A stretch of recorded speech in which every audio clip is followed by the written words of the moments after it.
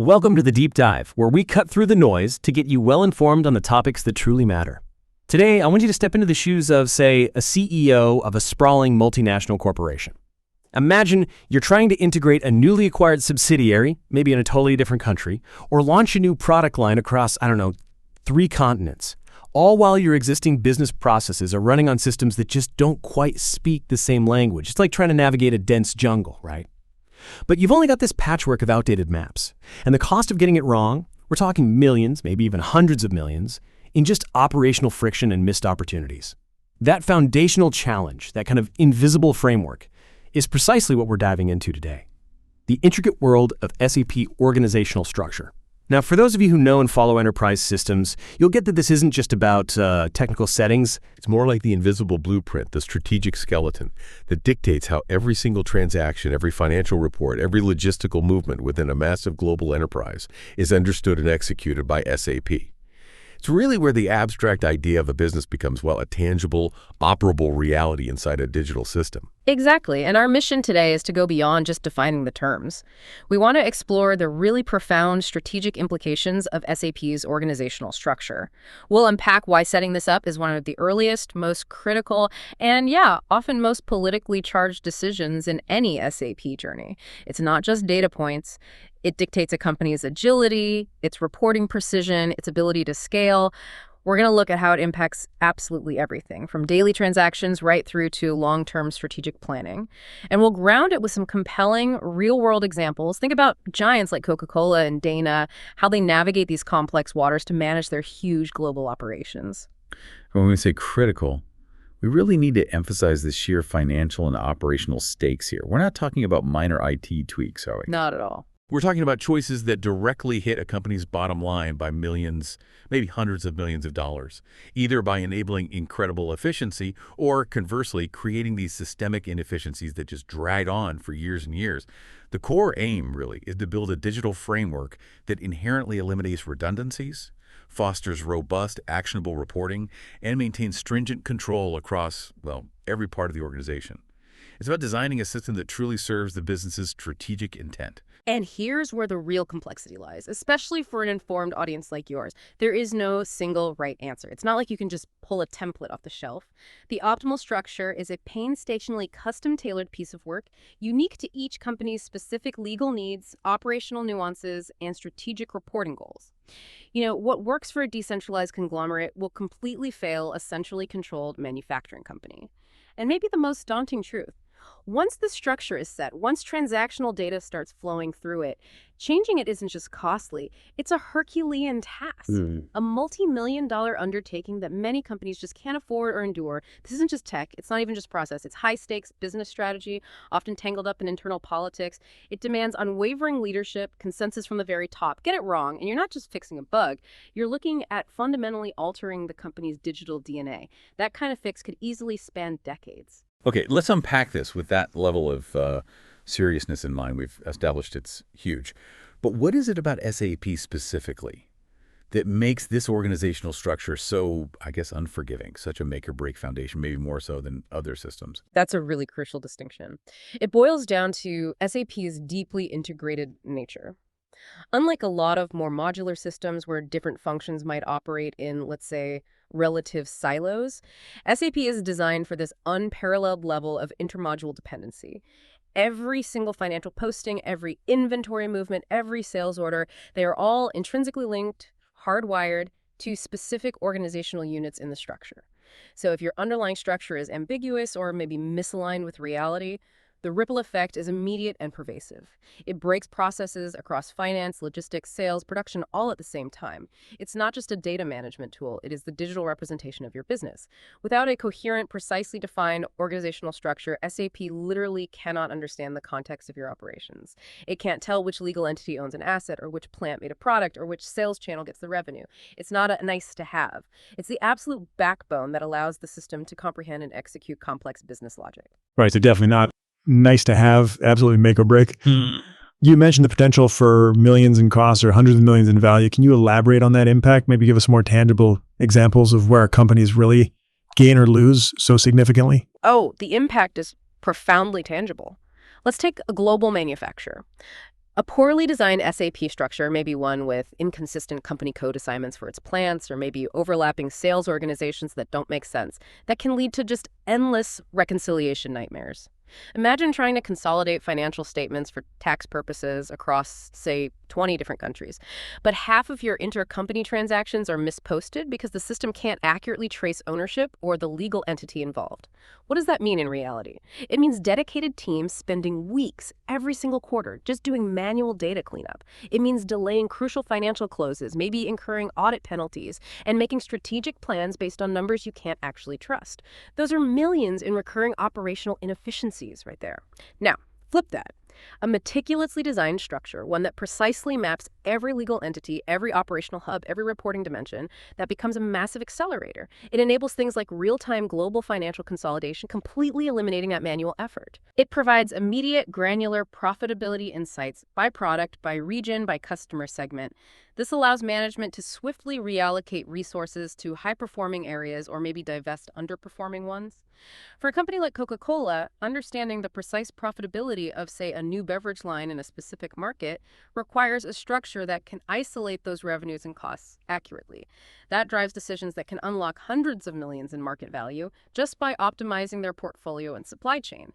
It's really the difference between flying blind and having a crystal clear dashboard. That value versus cost perspective is really stark. You emphasize this setup as one of the earliest and most critical decisions. What makes it so front-loaded in the SAP journey? And why does that become such a high-stakes, almost political landscape? It's front-loaded precisely because it's the conceptual modeling of your entire enterprise within the SAP system. You literally cannot begin to configure master data or business processes. You can't create a customer record. You can't define a product. You can't set up a procurement workflow until SAP fundamentally understands your company's legal and operational shape. This isn't some modular add-on you tack on later. It dictates the core data architecture. Every single subsequent configuration decision hinges on this framework. If that foundation is unstable or, ill-conceived, every layer you build upon it will inherit those flaws. That leads to cascading issues that are exponentially harder and way more expensive to fix later. And this is precisely where the political dimension gets, really interesting. There's often no single right way to map a complex organization. And every senior leader, the CFO, the head of manufacturing, the global sales VP, they'll all have a vested interest in how the SAP structure reflects their piece of the business. The CFO, they'll prioritize company codes and controlling areas for financial integrity, for compliance. The head of supply chain, they'll be focused on plants and storage locations for operational visibility. The sales VP, they'll push for sales organizations and divisions that align perfectly with their market segmentation strategy. These aren't just like technical preferences, they often mirror existing power structures, reporting lines, maybe even future strategic objectives within the business.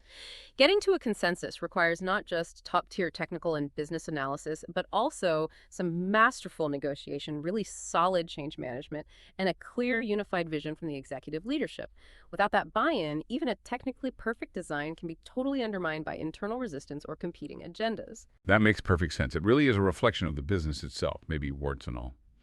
Okay, before we dive into the specific units, let's maybe get a high-level overview, a lay of the land. What are the key building blocks in this SAP puzzle that we'll be unpacking today? Yeah, think of it like a digital blueprint, maybe layers of tracing paper, each layer defining a different aspect of the business. We start right at the top with the client. That's the highest logical container, the thing that isolates different SAP environments like production from testing. Then, crucially, the company code. This represents a distinct legal entity, the unit that handles all the external financial reporting. Below that, we get physical with the plant. That's our operational hub, like a factory or a warehouse. Now, for how a company actually sells stuff, we have the sales organization. It manages sales activities, and it's supported by divisions for grouping products and distribution channels, which are the pathways to market. On the flip side of selling is buying, so we have a purchasing organization for procurement. Then, internally, there's the controlling area. That manages internal cost and revenue accounting. And within that, profit centers give you those granular profitability insights. And finally, bringing it all together with the outside world, the business partner. This unifies all external relationships, whether they're customers or vendors, into one record. These are really the foundational pieces we'll dissect. Getting these right gives you a solid understanding of the core architecture that underpins these massive global businesses. Excellent overview. Let's start right from the very top of that hierarchy, then the client. You said it's the highest level, a self-contained environment What are the strategic implications there, maybe beyond just separating production and testing, especially for companies juggling multiple business lines or, lots of legal entities? Right, the client. It is the absolute highest logical unit in SAP, a totally self-contained environment. And while it might sound basic, the strategic decisions around your client strategy can have really profound implications. Yes, fundamentally, it separates data settings, users critical for security, and keeping development, testing, and production environments distinct. That's non-negotiable. But here's an often overlooked dilemma. Some companies may be trying to cut initial costs, might be tempted to use a single client to manage multiple legally distinct entities or even completely separate business lines within their one SAP system. Now, the immediate allure is obvious: cost savings. Fewer client installations might mean less hardware, less administration. But this approach often leads straight into a nightmare of complexity. Think about data security.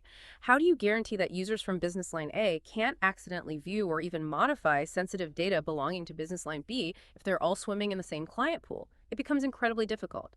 Reporting also gets convoluted, needing complex filters just to separate things out. Conversely, that well-managed environment segregation, say, client 100 for production, client 200 for quality assurance, client 300 for development, that's absolutely essential. It allows for rigorous testing without ever risking the live production system, ensuring data integrity, and minimizing downtime during system updates or upgrades. So while it's the highest level, the strategy around how you use clients, especially for large diversified organizations, is a critical early decision. It impacts everything from data privacy right through to overall system stability. Okay, moving down the hierarchy from that sort of isolated client environment, we land at the company code. Now, for an informed audience like ours, we get it's a legal entity.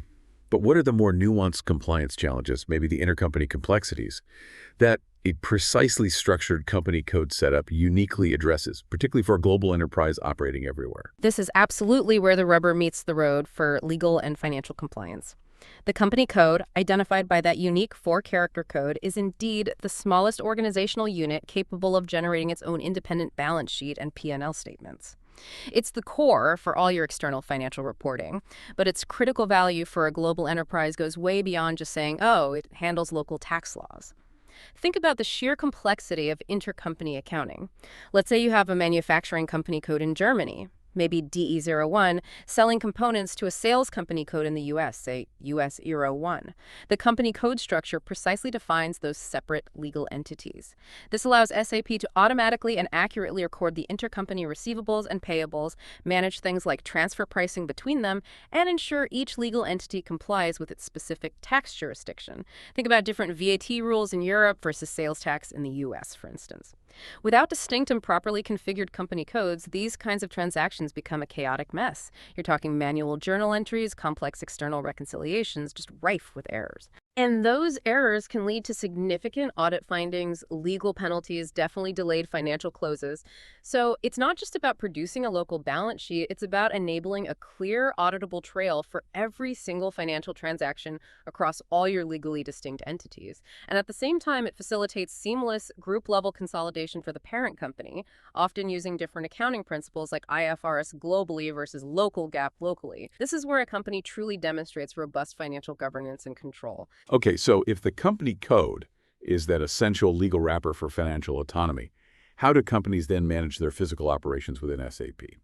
That's where plants come in, right?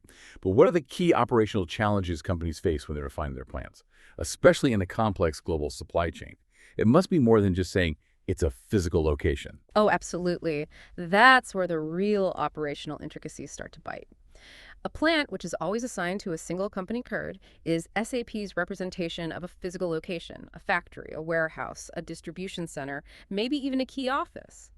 But for a complex global supply chain, defining your plants is much less about simply listing addresses and far more about strategic network design.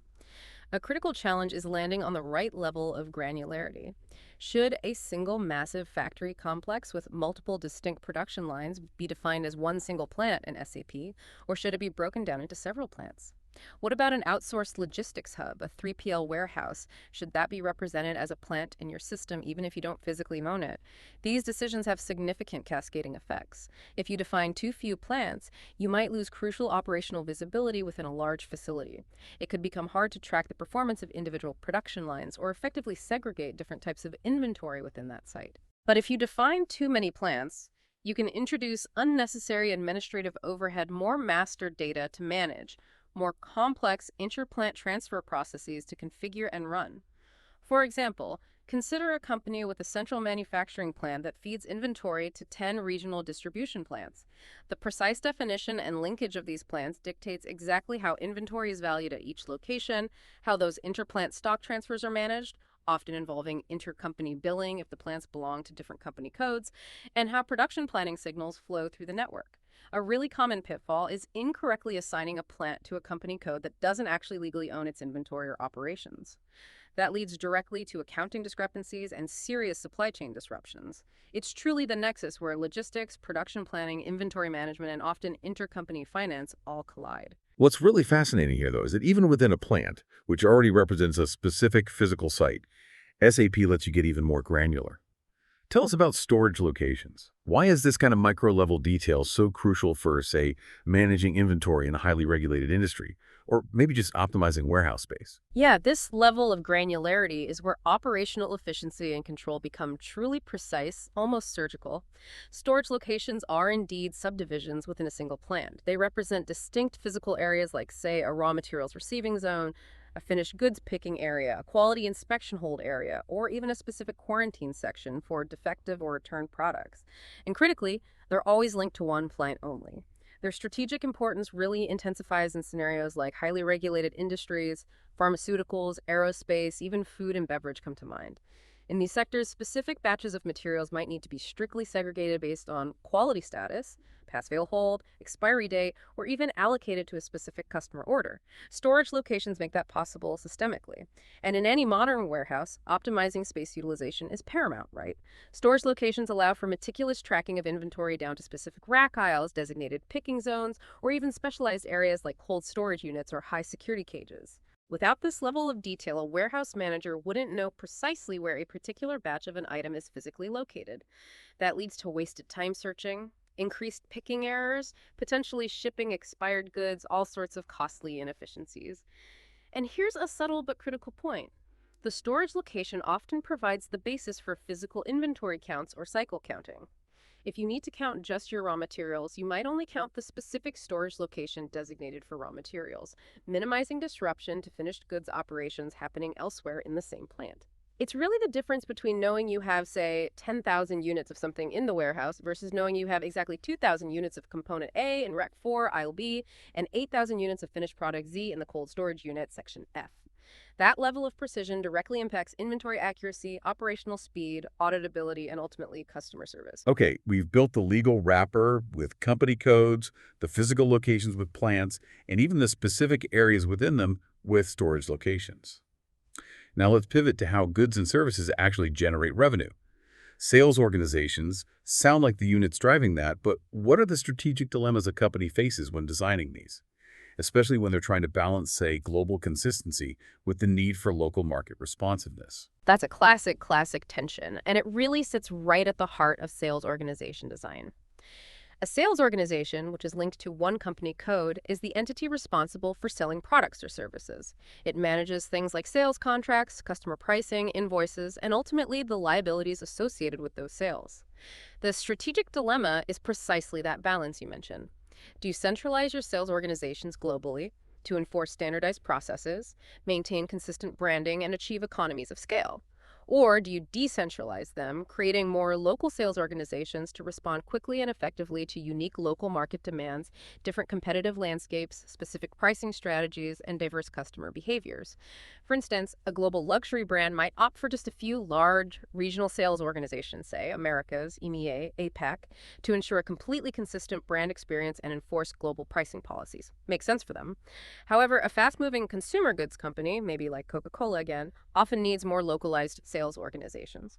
They need the flexibility to adapt to distinct retail landscapes, intense local competitive pressures, and varying consumer preferences in each country, or sometimes even within major cities in a large country. A common pitfall here is trying to force a single, rigid global sales process through just one or two sales organizations when local regulatory requirements or market dynamics demand significant variation. This just leads to user frustration, people creating manual workarounds outside of SAP, and ultimately inaccurate reporting that doesn't truly reflect actual market performance. The optimal design directly impacts sales efficiency, customer relationship management, CRM effectiveness, and the company's ability to roll out differentiated go-to-market strategies quickly and effectively. It's fundamentally about how you digitally slice up your market for sales execution. And within that market slicing, we get even more specific with product lines using something called division. How does a company leverage this to manage maybe really complex product portfolios? And what's the risk if they get this wrong, like if a company has really diverse offerings that don't neatly fit into simple categories? Yeah, division is absolutely key for segmenting a product line or a broad category of products within a sales organization. For example, you might have Division O1 for soft drinks and Division O2 for juices, both sold by the same sales org. Its strategic value truly shines when a company manages a highly diverse or rapidly evolving product portfolio. Think of a diversified manufacturing giant, maybe like a Siemens or a GE. They might have divisions for healthcare equipment, energy solutions, and transportation systems, all potentially sold through the same regional sales force represented by one sales organization. The division allows them to assign specific sales strategies, different pricing logic, maybe even dedicated specialist sales teams to each distinct product group. This is absolutely vital for managing the product life cycle effectively, tracking market share accurately by segment, and understanding the distinct profitability drivers of each major offering. The risk of getting this wrong is significant, especially with these complex, evolving portfolios. If a company oversimplifies its divisions, or maybe merges product lines that have fundamentally different sales cycles, different pricing models, or vastly different regulatory requirements into one single division, it can lead to completely muddled reporting. Imagine trying to analyze the profitability of high-margin, custom-engineered industrial solutions alongside low-margin, mass-market, off-the-shelf components if they're all just lumped together in the same broad division. You lose all clarity, all nuance. It might force them to create complex, error-prone spreadsheets externally just to try and extract true product-level insights. Conversely, creating too many divisions can create unnecessary administrative overhead in master data and configuration. So it's really about finding that strategic sweet spot, getting meaningful segmentation that supports both operational differentiation and sharp strategic analysis without becoming a data management burden. So we've got the sales structure, the product lines defined within that. But products don't just magically appear in the customer's hands, right? Distribution channel defines how they actually get there. How does this particular structure help manage the complexity of reaching really diverse customer segments, say B2B versus direct-to-consumer, and what's the impact if these channels aren't clearly differentiated within SAP? The distribution channel is that specific pathway, that route to market, through which products or services are sold and delivered to customers. And its clear differentiation is absolutely crucial for managing diverse customer segments and their often very unique demands and expectations. For example, you might define 10 for wholesale, selling large volumes to retailers, 20 for retail, selling through your own stores, 30 for online, your e-commerce platform, and maybe 40 for OEM, selling components directly to other manufacturers. Each of these channels often requires completely different pricing structures, distinct discount rules, specific payment terms, and sometimes even entirely separate logistical processes. Now, if these channels aren't clearly and properly differentiated within SAP, the impact can be profound and quite costly. Imagine a beverage company selling pallet loads to large grocery chains via their wholesale channel 10 and also selling single cases directly to small cafes via a direct sales channel. If both of these were somehow lumped together or maybe incorrectly configured, the system wouldn't be able to automatically apply the correct bulk discount for the wholesale orders, or perhaps enforce the specific delivery terms and minimum order quantities required for the small cafe deliveries. This leads directly to manual price adjustments by sales staff, introducing errors, incorrect invoicing, potentially delayed deliveries because the logistics aren't right, and ultimately customer dissatisfaction on both sides. Furthermore, reporting on channel-specific performance becomes impossible. You can't accurately tell if your burgeoning online sales strategy is truly profitable compared to your traditional retail strategy if their revenues and associated costs are all mixed together. It directly affects your ability to tailor sales promotions effectively, manage potential channel conflict, and allocate marketing budgets where they'll have the most impact. It's really about ensuring that every single product journey aligns perfectly with the right business rules, guaranteeing efficiency and critically accurate financial outcomes for each way you go to market. Right, that makes sense. Now that we've thoroughly covered the sales side of the organization's divisions, channels, let's talk about the other side of the coin, the procurement side. Purchasing organizations handle buying things. What are the advantages and maybe the strategic considerations behind choosing a centralized versus a decentralized purchasing organization model in SAP? And how does that choice impact a company's bargaining power and maybe even its supply chain resilience? This choice, centralized versus decentralized purchasing organizations, is a classic strategic decision in SAP design, and it has massive implications for both cost control and operational resilience. A purchasing organization is the organizational unit responsible for procuring materials and services, managing vendor relationships, negotiating contracts, and issuing purchase orders. In SAP, it can be set up in a few ways: entirely independent, assigned to specific company codes, or even assigned down to specific plants. Okay, let's look at a centralized purchasing organization first. This model might involve, say, one global purchasing unit handling all IT hardware procurement for the entire company, or maybe all strategic raw material sourcing across multiple company codes worldwide. The clear advantage here is immense bargaining power.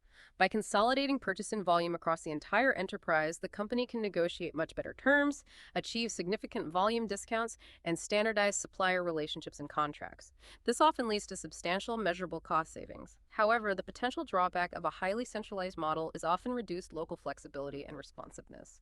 A central unit, perhaps located far away, might not fully understand the specific local market conditions, urgent small-scale needs, or unique supplier landscapes relevant to individual plants or regional offices. Now, conversely, consider decentralized purchasing organizations. These might be assigned to specific company codes or even individual plants.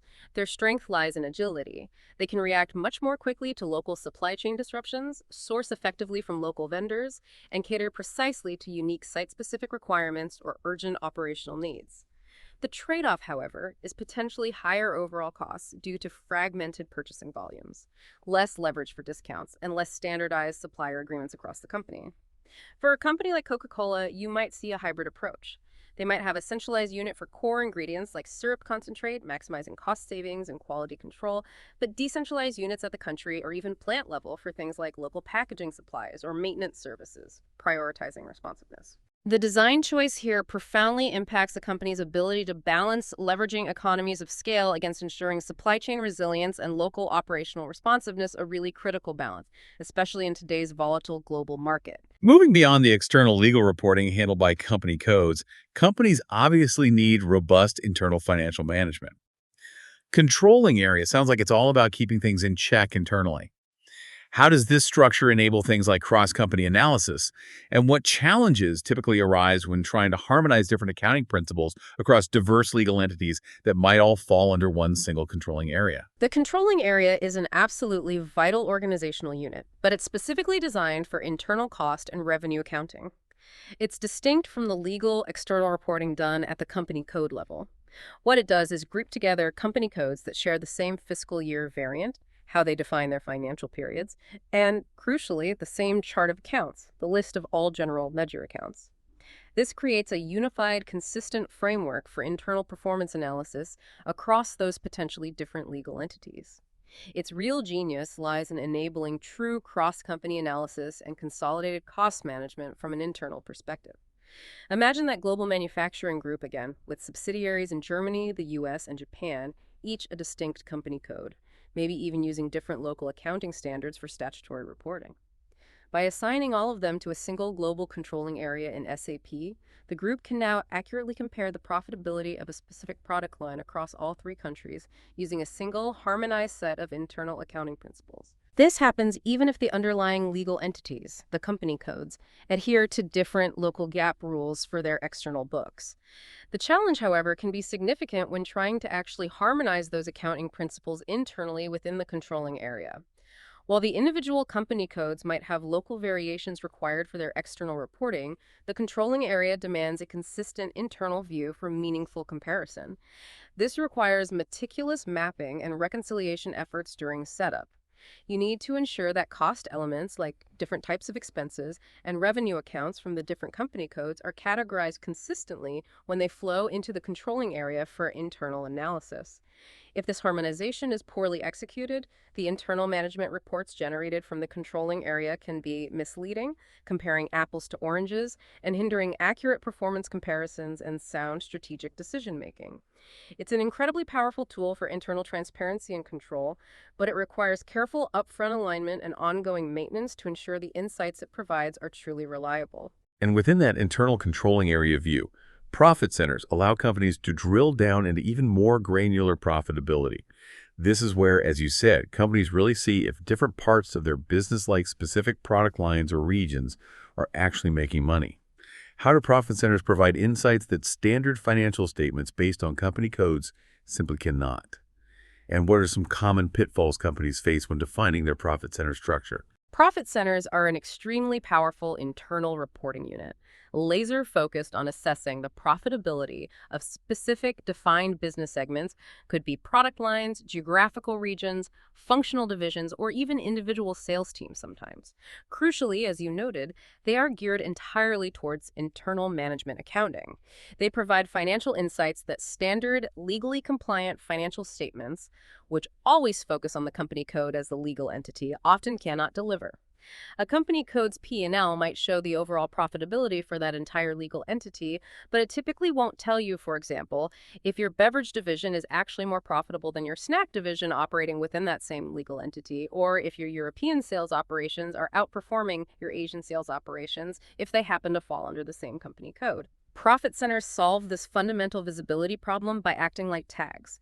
Every relevant financial transaction, sales revenues, cost of goods sold, operating expenses, internal cost allocations gets tagged with a specific profit center code as it's posted in the system. This tagging enables detailed profitability analysis at a much more granular level than the company code allows.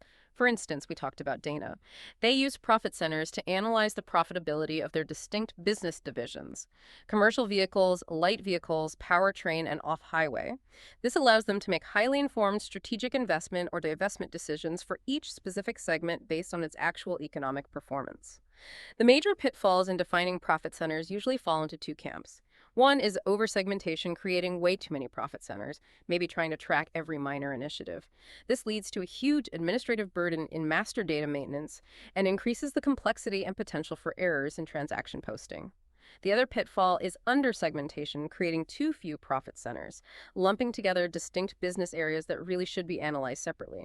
If a product line with a unique cost structure or market dynamic gets lost within a broader, more generic profit center, its true performance can be completely obscured, leading to poor strategic choices based on blended, averaged-out data. It's really about drawing the right lines on your internal map to reveal true economic performance drivers, not just adhering to legal entity boundaries. Okay, finally in our component deep dive, let's talk about unifying all those external relationships, customers, vendors, maybe others, with the business partner concept. This sounds like a masterstroke for data efficiency, consolidating things. But what are the real challenges in actually consolidating what might be very different, maybe historically messy, customer and vendor data models into a single business partner record, especially if you're dealing with older, highly customized legacy SAP environments? Business Partner is indeed intended as a masterstroke for data efficiency, aiming to unify customer and vendor mastered data, which traditionally lived in separate silos, into a single cohesive record. The core idea is elegant. One external entity, say, a company you both buy from and sell to, can play multiple roles: customer, vendor, maybe even a carrier or an employee contact, all managed under one unified business partner BP record. This eliminates the massive data duplication and inconsistency problems that plagued older systems, where you might have slightly different addresses or contact names for the same company in your customer file versus your vendor file. Core information, like the legal name, address, tax IDs, bank details, and contact persons, are ideally stored just once at the client level for that BP. The challenge, though, particularly when migrating from older, often heavily customized SAP or non-SAP environments, lies in the data migration and harmonization process itself. It can be a beast. Legacy systems often have separate, highly specific, and sometimes quite divergent data models for customers and vendors. Each might have dozens of unique fields, different validation rules, maybe even conflicting data standards developed over years. Consolidating all of this into a single, standardized business partner structure requires extensive data cleansing, transformation logic, and careful mapping. Imagine a company that has, say, 20 different custom fields capturing various aspects of customer credit rating in its old CRM system, and maybe 15 different ways it used to track vendor payment terms in its legacy purchasing system. Harmonizing all of that historical complexity into a single, standardized business partner record without losing critical business information or context is a monumental task. The risk is either losing crucial data during the migration scramble or ending up with a business partner record that is too generic, lacking the specific fields needed to effectively support the distinct processes required for a customer role versus a vendor role. However, when this consolidation is done right and it requires significant effort and planning, it absolutely streamlines processes, ensures much higher and more consistent data quality across the board, and acts as that crucial bridge enabling truly integrated processes across sales, purchasing, finance, and beyond. It really is about establishing one single source of truth for all your external relationships, which makes transactions smoother, reporting clearer, and integration far more robust. Wow, okay. We've thoroughly explored all these individual components, haven't we? From the highest level client right down to the granular profit centers and the unifying business partner. But maybe let's zoom out again. Why does this whole structure truly matter? Beyond just, organizing data in a neat hierarchy. We've touched on it a lot, but how does this fundamental design literally underpin every single transaction that happens in SAP? This is really the absolute crux of the matter. The organizational structure isn't just some static database entry or a classification system. It's the dynamic operational framework for everything. It's the fundamental context SAP uses to understand the meaning and the implications of every single action performed within the system. When you create a sales order, the system doesn't just passively record product X sold to customer Y. No, it actively interprets and records something much richer. Sales organization A, representing a specific legal responsibility, sold product X belonging to division Z product line via distribution channel B with its specific pricing and terms to customer Y, represented by business partner P, fulfilling the order from plant Q, which physically holds the inventory and belongs to company co C, the legal owner, generating revenue that ultimately contributes to profit center R for internal analysis. See the difference? Without that defined structure providing all those links and context, that transaction is just a meaningless jumble of disconnected data points. The structure is what ensures legal compliance, operational feasibility, and financial accuracy right from the moment a transaction begins. It is the absolute starting point for any system configuration, dictating precisely how data flows and how complex integrated business processes are executed across potentially hundreds of distinct business units operating globally. It's the sense-making layer for the entire system. Okay, let's delve even deeper into how it specifically impacts business processes then. Can you give us another tangible example, maybe a common process that would just completely break down or go haywire without a well-defined structure? Sure. Let's take a relatively simple process, shipping goods to a customer after a sale. If the correct plant isn't assigned to the sales order line item during order entry, because maybe the rules linking sales org to plant are missing or wrong, how does the system even know which warehouse, which physical location to generate the picking list for? It can't. The warehouse team gets no instruction. Now, let's say the plant is assigned, but that plant isn't correctly linked to its owning company code in the configuration. When the goods are shipped, the goods issue is posted. How does the system generate the correct accounting entries? How does it know which legal entity's inventory value to reduce? How can it possibly generate the correct customer invoice, ensuring the right legal entity, the company code, is identified as the seller, gets paid, and correctly accounts for the revenue and taxes? It wouldn't be able to. The financial postings would fail, or worse, post incorrectly, leading to reconciliation nightmares. The entire process, from logistics to finance, would halt or become corrupted. Another critical aspect is how the structure defines the relationships between these units. For instance, defining explicitly which sales organizations are allowed to sell products originating from which plants. This isn't just a technical linkage, it directly reflects real-world logistical capabilities, inventory ownership agreements, and maybe even legal restrictions. If these allowed relationships are not explicitly defined and enforced by the structure, a sales order might try to source inventory from a plant that doesn't exist anymore or doesn't carry that specific product or, critically, belongs to a different legal entity that isn't authorized for that particular sale or customer. This would immediately lead to transaction failures, orders stuck in the system, delivery backlogs, and general logistical chaos. So a well-designed organizational structure ensures that seamless integration across finance, logistics, sales, purchasing all modules actually works, ensuring every step of a business process executes legally, operationally, and financially correctly. Without it, as I said, the system simply would not know where to route that transaction or how to account for it properly, rendering it essentially unprocessable. Okay, and what about reporting? You've mentioned it a few times, but in today's incredibly data-driven world, getting accurate, timely, and actionable reports is absolutely everything for effective decision-making, isn't it? Absolutely critical. A proper, well-thought-out, and consistently applied organizational structure is the foundational bedrock for generating meaningful, reliable reporting across countless dimensions. It's what turns raw data into actionable business intelligence. Because every single transaction is meticulously tagged with the relevant organizational units as it happens. The company code for legal reporting, the profit center for internal profitability analysis, the sales organization for regional sales performance, the plant for operational metrics. Companies gain unparalleled visibility into their operations. This tagging system enables not only the mandatory external financial consolidation and statutory reporting required by law, but it also unlocks incredibly granular operational insights. You can, for example, analyze sales performance by a specific product division, but only within a particular country, or track the end-to-end profitability of a new business initiative across multiple legal entities almost instantly. This provides the direct, system-enforced foundation for effective performance management and the tracking of key performance indicators, KPIs. It allows managers to understand precisely how well their specific segments, their areas of responsibility, are performing against targets based on real data, not guesswork. Think about a global apparel retailer again. With a good structure, they can run precise profitability reports comparing, say, their European online sales channel versus their North American retail store channel. And they can even drill down further within those reports to see which specific product lines, maybe menswear versus womenswear, are performing best in each of those channels and regions.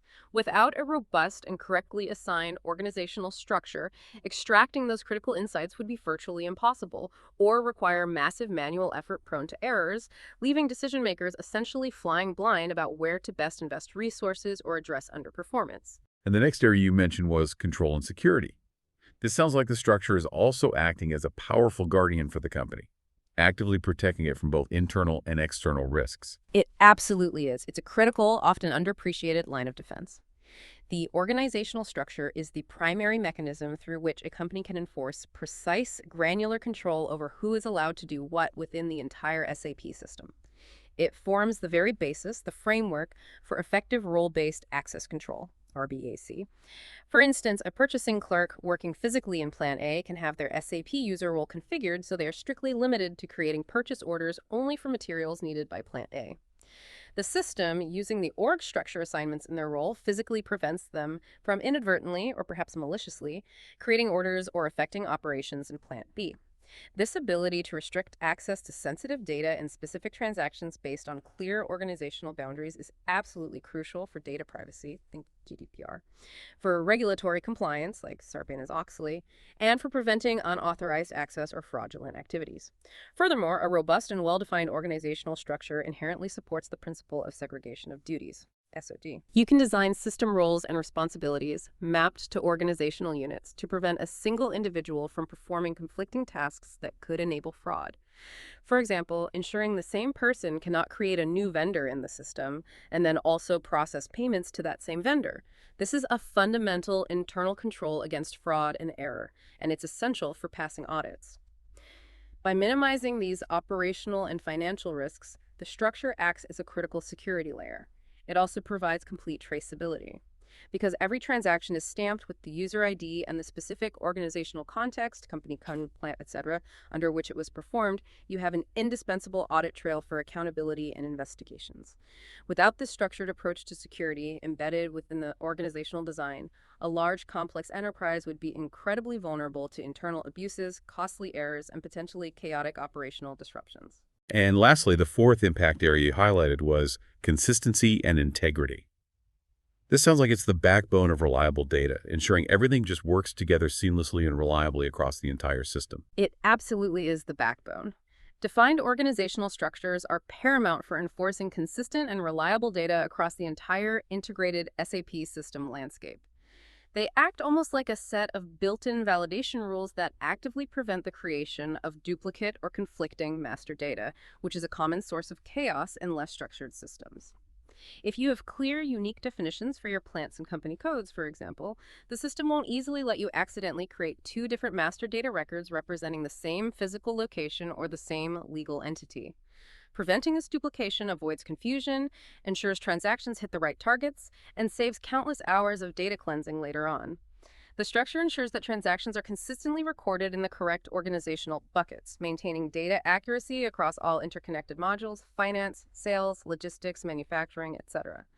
It enforces critical validation rules automatically during transaction processing, such as ensuring that a plan must always belong to a specific valid company code before a posting related to that plan can even occur. All of this significantly improves the overall quality and trustworthiness of the data within SAP. And high-quality data is absolutely fundamental for accurate reporting, reliable analytics, effective decision-making, and the successful automation of complex business processes. By inherently reducing errors that would otherwise ripple across highly integrated processes, just imagine a large expense incorrectly assigned to the wrong profit center, completely skewing the perceived profitability of an entire product line. The organizational structure prevents what could become significant systemic problems. These kinds of data errors erode user trust in the system and can lead to deeply flawed business decisions based on faulty information. It truly is the invisible guardian of your data's truth and integrity. Right, so we absolutely know why it matters now, and we've explored all the individual pieces of the puzzle. But how do companies actually go about designing and then implementing this incredibly crucial structure? It sounds like a monumental effort that needs to perfectly balance today's needs with, well, an uncertain future. It truly is a monumental effort, and you're right. It all begins with the blueprint phase. This phase isn't just critical, it's arguably the single most important, most foundational part of any successful SAP implementation. It's where you define the entire conceptual design, literally laying the very foundation for everything that follows. Get this blueprint wrong, and you're essentially building a digital skyscraper on sand. It's almost destined for incredibly costly fixes and rework down the line. Okay, tell us more about how they approach that initial step assessing the organization. Yeah. It must go way beyond just looking at the current printed org chart on the wall, right? Oh, absolutely. The initial step is an exhaustive assess organization phase, and it goes far, far deeper than a simple org chart. It's more like a forensic analysis of the entire business. You meticulously scrutinize every single legal entity the company operates, really understanding their specific regulatory environments, their tax obligations in each country or region.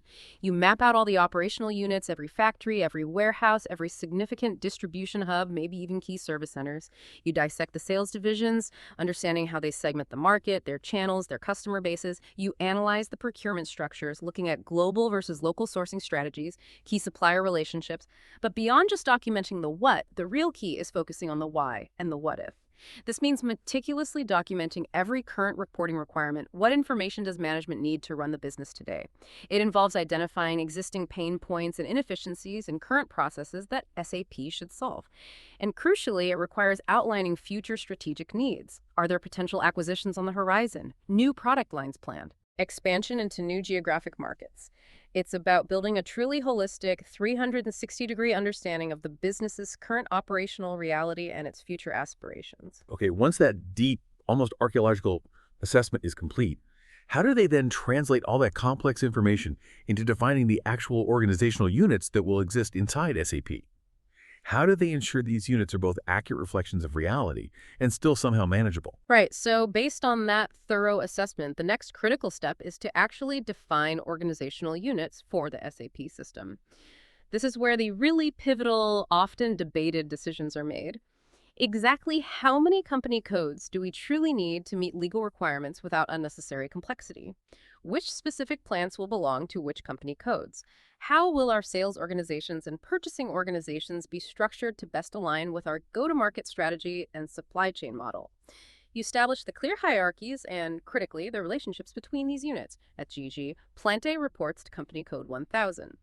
The paramount goal here is achieving a delicate, pragmatic balance, ensuring each defined SAP unit accurately reflects a real-world business entity or function, while simultaneously striving for the utmost simplicity and manageability within the SAP system itself. You don't want to replicate every nuance if it adds no value. This phase is also absolutely critical for aligning these newly defined organizational units with existing master data structures, like how customers or materials are categorized, and mapping out how transactions will flow through this new structure. You need to ensure the design will actually support efficient, real-world business processes day to day. It's really about finding that practical, workable sweet spot between accuracy and simplicity. And that seems to lead directly to the balance complexity challenge you mentioned earlier. How do companies effectively choose the right level of granularity? Enough detail for control, but not so much that it creates an unmanageable, bloated system. That's precisely the tightrope walk, and it requires significant judgment and experience. You absolutely need enough detail, enough granularity for robust internal controls, for accurate and meaningful reporting, and for clear segregation of duties. But creating too much granularity, defining too many units, can quickly lead to an unwieldy, difficult-to-manage system. For example, maybe deciding to create a separate SAP plant for every single production line, or even every small storage shed within a large factory complex. While that might give you incredibly granular inventory data for that shed, it massively inflates the effort needed for master data management. Every material needs to be extended to every plant. It adds significant complexity to simple interplant stock movements within the same building, and it can potentially degrade overall system performance due to the sheer volume of configuration and data. The design team must actively work to prevent redundancy, avoiding the creation of duplicate organizational units or roles that essentially serve the same purpose, just with slightly different names. The final design needs to be maintainable over time. It needs to be adaptable without requiring constant disruptive overhauls. And crucially, as you alluded to, there's often a constant trade-off analysis required between the business's desire for hyper-detailed reporting clarity on one hand, and the need to maintain good overall system performance and ease of use on the other. Often, simpler, more elegant designs that capture the essentials perform better and are far easier to manage and adapt in the long run. And what about the future? Businesses are constantly evolving, right? Companies grow, acquire new entities, divest others, launch new divisions. How do you design a structure that's supposed to be relatively long-lasting when the business itself might look quite different in just a few years? This is where planning for growth becomes absolutely paramount during the blueprint phase. The design cannot just reflect today's reality. It must be inherently forward-looking. This involves actively considering plausible future scenarios. How will potential acquisitions be integrated into this proposed structure? Will the current design easily absorb new legal entities, company codes, or new operational sites, plants, or will it create significant integration hurdles and complexities down the road? What about future technological advancements, like integrating with new cloud platforms or potential shifts in the company's core business model? The blueprint document itself must incorporate a clear scalability roadmap. It should demonstrate how the proposed structure can logically expand and adapt to accommodate growth without requiring a complete disruptive overhaul. This also means tightly aligning the SAP organizational design with a robust, overarching change management strategy for the entire business transformation. You're not just building a system snapshot for today. You're architecting a foundational framework that can evolve gracefully with the business, minimizing disruption and maximizing agility during future transformations. It's really about building in that flexibility and foresight from the very outset. Okay, so let's assume the blueprint is solid. It's been debated, refined, and finally approved by all the key stakeholders. Now it's time to actually build it inside SAP. What are the practical, maybe somewhat technical steps involved in configuring SAP organizational units to bring that meticulously planned vision to life? Right. Once that blueprint is thoroughly validated and signed off, the implementation team transitions into the intense configuration phase. This is where they translate that conceptual design, those drawings and documents, into SAP's actual digital reality. The very first step is typically to define units in SAP. This work is done primarily using a tool called the SAP Implementation Guide, often referred to as the IMG. It's the central customization cockpit for the entire system. Within the IMG, the configuration team meticulously creates every single company code, every plant, every sales organization, purchasing organization, controlling area, profit center, and so on, exactly as specified and coded in the approved blueprint. For each unit they create, they assign key attributes, things like the default currency and country settings for a company code, the full address and factory calendar for a plant, or the specific legal reporting requirements it needs to adhere to.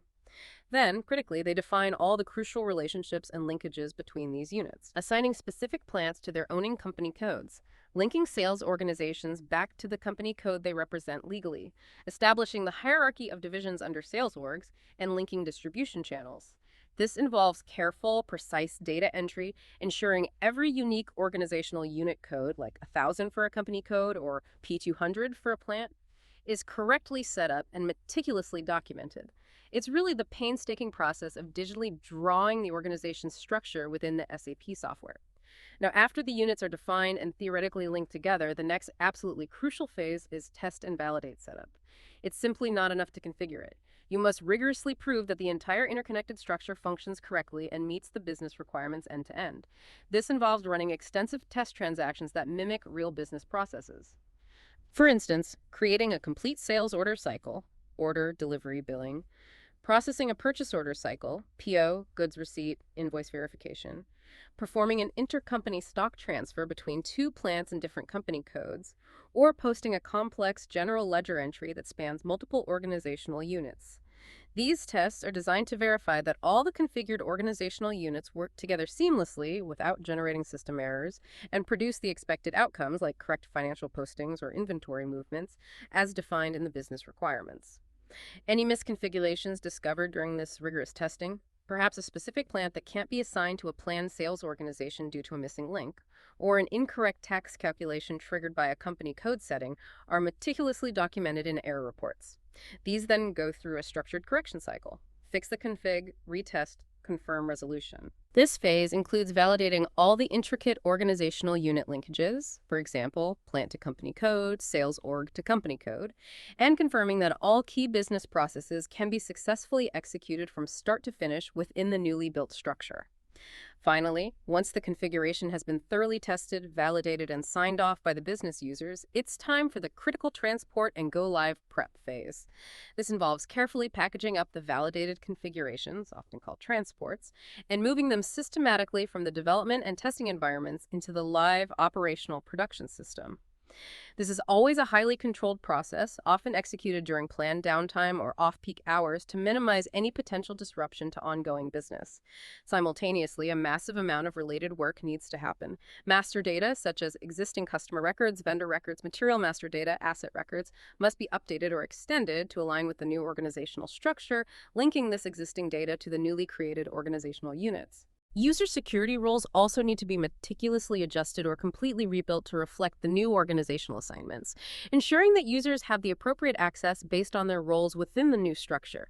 For example, access only to their assigned plant. All of this intense activity culminates in a detailed hour-by-hour go-live plan. This plan is accompanied by comprehensive end-user training on how the new structure impacts their daily tasks, along with clear communication about the cutover process.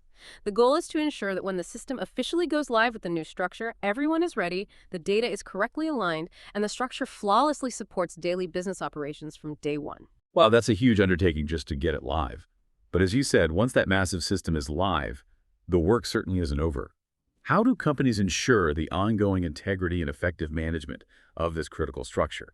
How do they prevent it from becoming outdated, messy, or misaligned over time through what you call governance after go live? That's a really critical question because you're right. The operational reality of a business never, ever stands still. Mergers happen, divestitures occur, reorganizations are common. So establishing robust governance processes after go live is absolutely essential to maintain the integrity, accuracy, and effectiveness of the SAP organizational structure over its entire, often decades-long lifecycle. First and foremost, you need absolutely stringent change control processes. Any proposed modification to the established SAP organizational structure, no matter how seemingly minor it might appear, like adding a new storage location within an existing plant or reassigning a small sales office to a different sales organization, must be managed through formal documented requests. These requests need multi-level approvals from both IT and irrelevant business owners, and critically, they must undergo rigorous testing before implementation. This is not a casual adjustment you make on a Friday afternoon. Each approved change is carefully planned. It's configured first in a dedicated development system, then thoroughly tested by business users in a quality assurance QA environment to ensure it works as intended and doesn't break anything else. Only then is it meticulously moved to the live production system, typically during strictly controlled release windows, like weekends or scheduled maintenance periods, to minimize impact. This disciplined, auditable approach prevents unintended consequences, maintains overall system stability, and ensures that necessary changes are introduced in a controlled, predictable, and low-risk manner. Second, maintaining comprehensive documentation is completely non-negotiable. It's vital to keep up-to-date, easily accessible documentation of all defined organizational units, their specific configurations, their complex relationships to each other, and ideally the original business rationale behind their creation and setup. This documentation isn't just for the IT department. It serves as a vital knowledge base for new employees trying to understand the system, for internal and external auditors attempting to grasp the financial landscape and control environment, and for support teams who need to troubleshoot issues quickly and accurately. Good documentation reduces reliance on individual tribal knowledge, which walks out the door when people leave, and supports efficient system maintenance and smooth audits, especially as personnel inevitably change over time. And third, something often underestimated but incredibly powerful, enforcing clear naming conventions and consistency.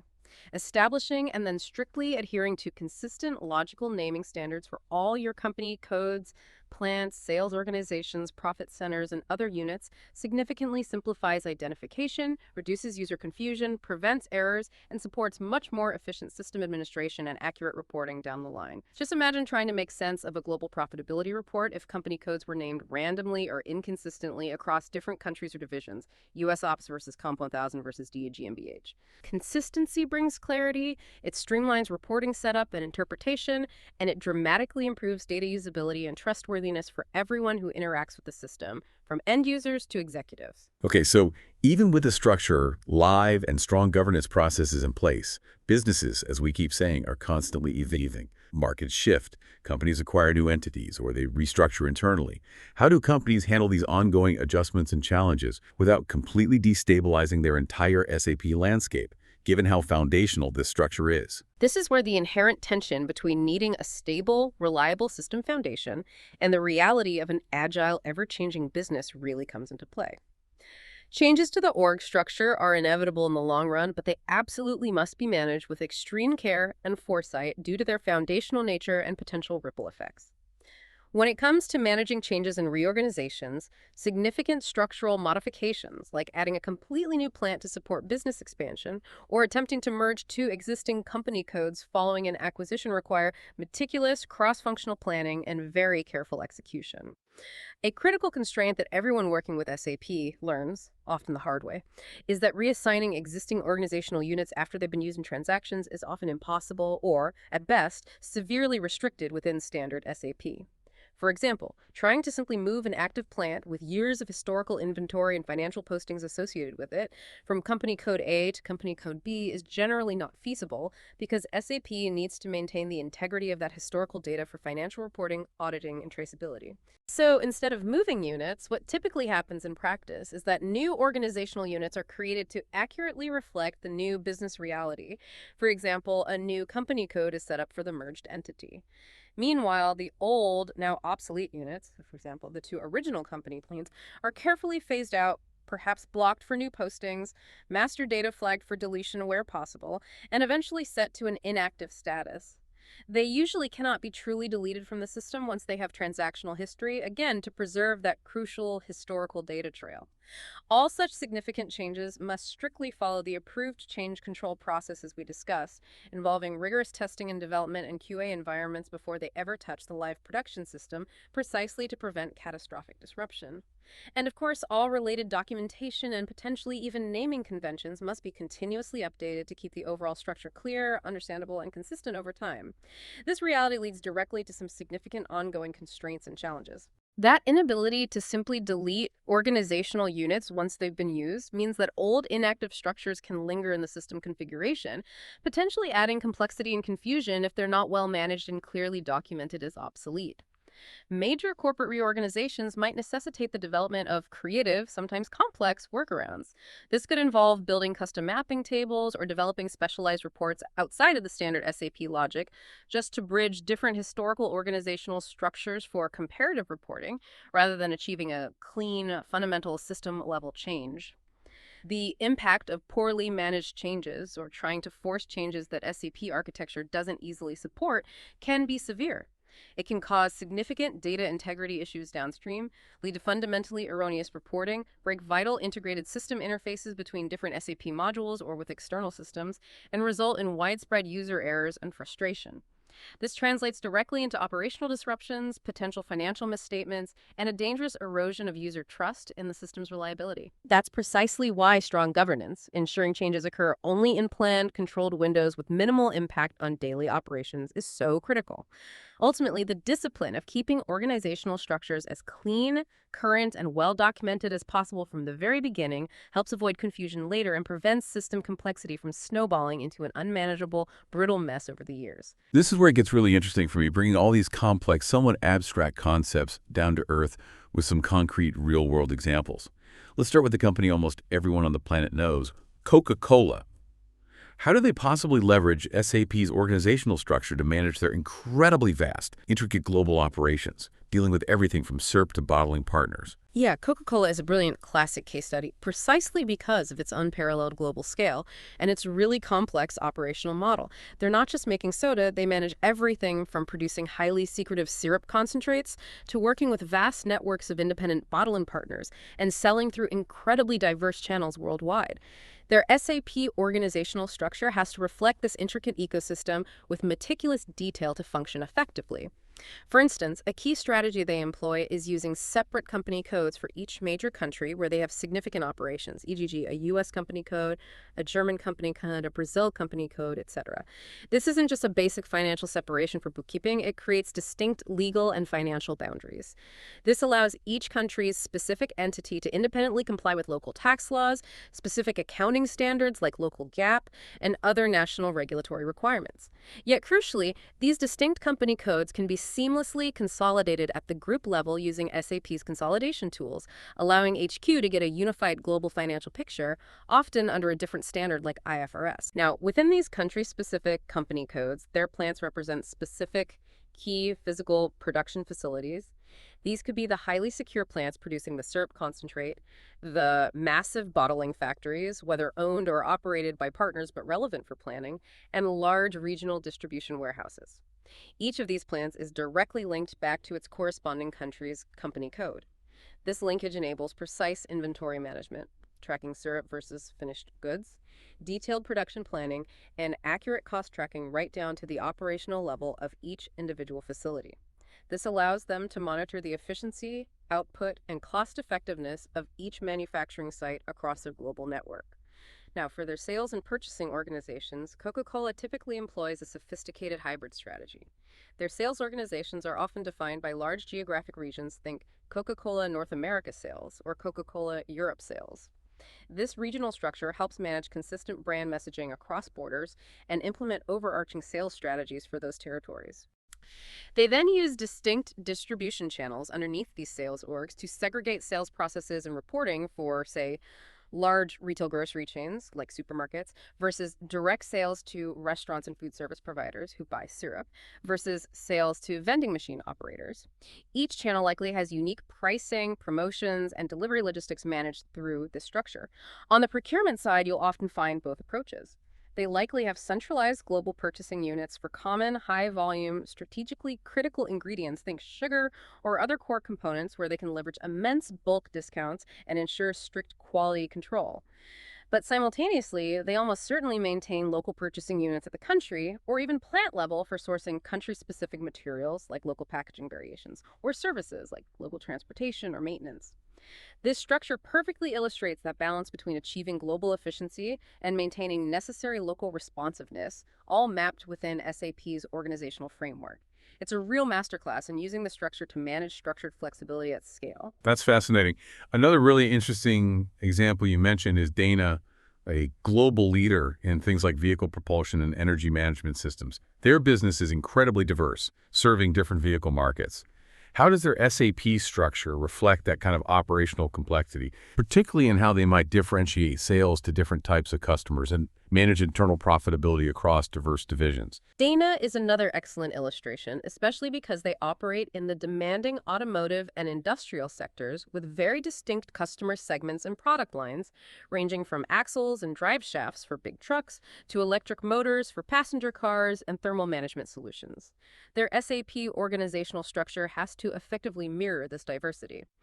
Similar to Coca-Cola, they utilize separate company codes for their major country operations, for example.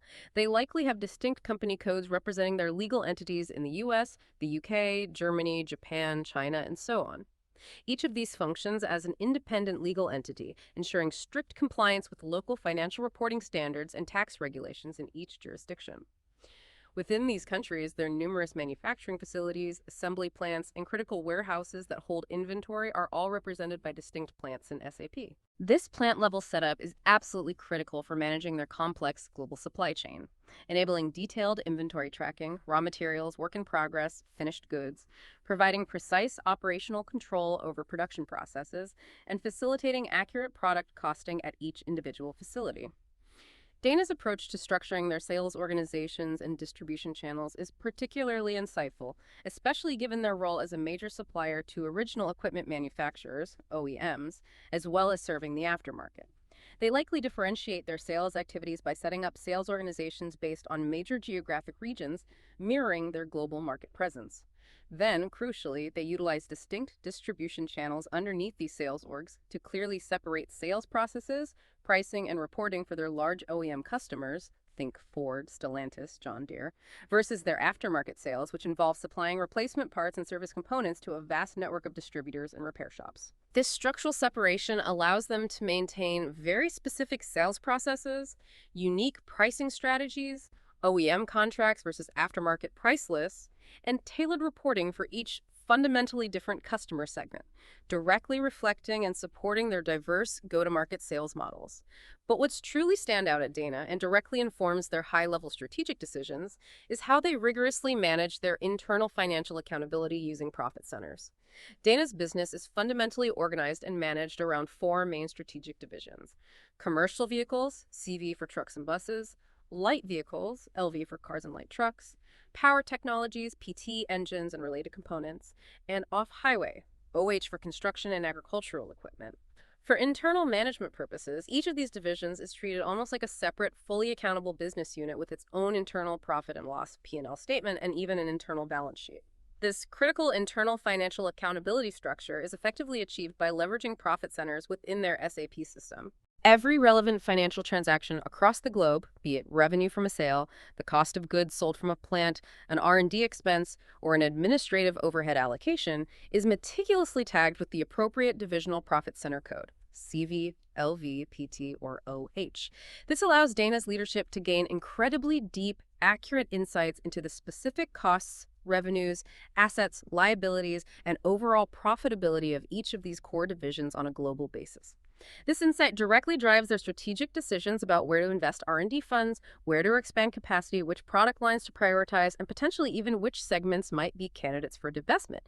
It's a powerful textbook example of using the internal reporting capabilities unlocked by profit centers to drive external business success and strategic alignment. Right, these examples really bring it home.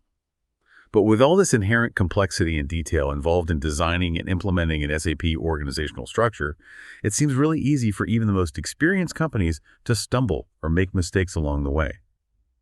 What are some of the common pitfalls and challenges that companies frequently face? And what are the real-world consequences when they fall into these traps? Oh, absolutely. Unfortunately, these mistakes are not just common. They are often incredibly costly and can have very long-lasting negative impacts on a company's operational efficiency and financial health. Companies frequently fall into several well-documented traps when they're designing their SAP organizational structure, often with the best intentions but leading to poor outcomes. One of the most prevalent pitfalls is definitely overcomplexity in design. This happens when companies, perhaps in an attempt to capture every single minute detail of their real-world operations digitally, or maybe trying to satisfy every internal stakeholder's wish list for extremely granular reporting, end up creating far, far too many organizational units, too many plants, too many sales orgs, too many profit centers, etc. The problem, however, is that this excessive granularity leads directly to immense management difficulties down the road. End users become perpetually confused about where they should post transactions. Which of these 5 similar profit centers should I use for this expense? Data duplication across many similar but slightly different organizational units becomes rampant, requiring constant reconciliation. And the administrative overhead for maintaining all the associated master data, like extending materials to hundreds of plants, and managing complex security roles skyrockets. This overcomplexity doesn't just make the system harder to use day to day. It can actually degrade overall system performance due to the sheer volume of configuration checks, and make designing and maintaining effective security roles incredibly difficult, potentially even opening up unforeseen compliance gaps. As a general rule, simplicity, where it still allows for the necessary level of control and reporting, is almost always the superior path in SAP org structure design. Now, on the complete flip side of that coin, there's the equally dangerous pitfall of oversimplification risks. This occurs when fundamentally distinct business units, units that truly should be kept separate for clear management, operational control, and accurate reporting, are instead lumped together under a single, overly generic SAP organizational unit, like one company code for two legally separate businesses or one plan for two operationally distinct factories. The consequences here are usually severe and immediately felt across the business. It dramatically reduces clarity in both daily operations, who is responsible for what, and strategic reporting, what is truly driving performance. It often forces employees to create cumbersome manual workarounds outside the SAP system, typically in legions of unwieldy spreadsheets, just to try and disentangle the data and get the basic insights they desperately need to do their jobs. This severely limits the accuracy and reliability of any reporting coming directly from SAP, causing financial data from fundamentally different business segments or legal entities to be improperly mixed together. This leads directly to flawed analysis, incorrect performance metrics, and ultimately, potentially very poor strategic decision-making based on muddy aggregated data. Then we frequently encounter major operational inefficiencies. These inevitably arise when the designed SAP organizational structure doesn't accurately reflect or doesn't effectively support the company's actual real-world business processes on the ground. This misalignment between the digital structure and the physical reality leads to a cascade of operational problems.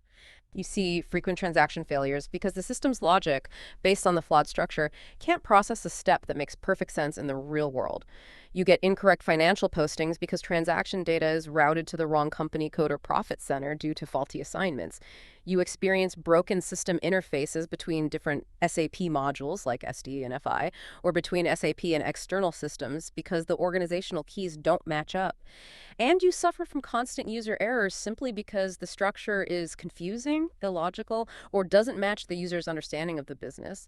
The net result is not just inaccurate data, which steadily erodes user trust in the system, but also significant process bottlenecks that slow down critical operations, like order fulfillment or month-end close, increase operational costs through rework, and lead to widespread frustration across the entire organization. And perhaps the most painful pitfall, the one that keeps CFOs and CIOs up at night, is the reality of costly fixes and rework. Structural mistakes in the organizational design, especially those fundamental flaws that are only identified after the SAP system has gone live and has been accumulating real transactional data for months or years, are incredibly expensive and massively disruptive to fix.